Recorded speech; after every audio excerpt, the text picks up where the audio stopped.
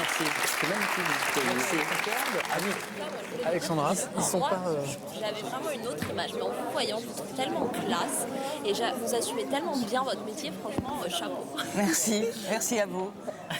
Je t'ai pas donné beaucoup la parole, Alexandra, Non, sur mais ce je trouvais thème. que vraiment c'était. Pour moi, je condamnais beaucoup. C'est vrai que j'ai un peu des principes qui vont vraiment contre. Mais ça, moi, je respecte qu'on n'accepte pas ce métier. Hein. Je suis... Moi, comme ça, c'est vrai que j'avais vraiment une autre image. Et c'est vrai que quand je vous ai vu, j'étais choquée. Je suis grand-mère, Ben, il le vit bien, il n'a pas honte de moi du tout. Il m'a dit, je suis fière de ma mère, elle est bien avec moi, c'est une mère qui merveilleuse. s'occupe de la prostitution ben voilà. chinoise, dans Paris particulièrement. Écoute, il préférerait sans doute que je sois administratrice de société, mais voilà, je suis pute, quoi. Voilà. Et puis, il y a des filles qui sont maquées, c'est pas la majorité. Et il y a les femmes libres. Et ça, il y en a beaucoup plus qu'on croit. Il y en a beaucoup plus qu'on croit. Et mais c'est là où on leur donne pas la parole parce que c'est pas vendeur. Il y en a qui forcent la porte, comme moi, de temps en temps, je force un peu la porte. C'est facile de les montrer mal, Mais parce que les lois, parce que ça n'arrange pas toujours qu'une prostituée dise que c'est un métier normal, qui est nécessaire, que les hommes sont malheureux comme des chiens, parce que la libération de la femme, ça leur a quand même coupé les couilles et qu'ils ont besoin de temps en temps de se prouver qu'ils bandent encore, c'est tout. Et on sert à ça. Je ne donnerai pas mon avis. Est-ce que vous avez un statut en Belgique ou pas Non.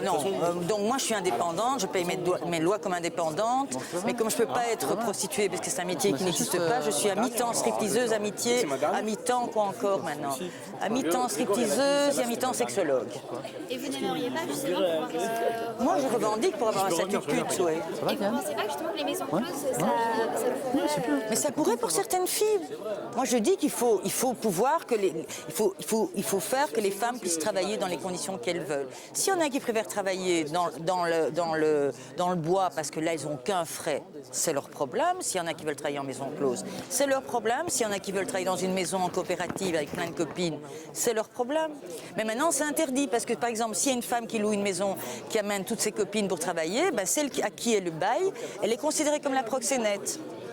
Du coup, ce qui est important, c'est de créer en fait un statut des travailleurs du sexe en France. Oui, mais bon, c'est paradoxal. Oui, il faut un statut, mais il ne faut pas oublier que c'est quand même un métier paradoxal.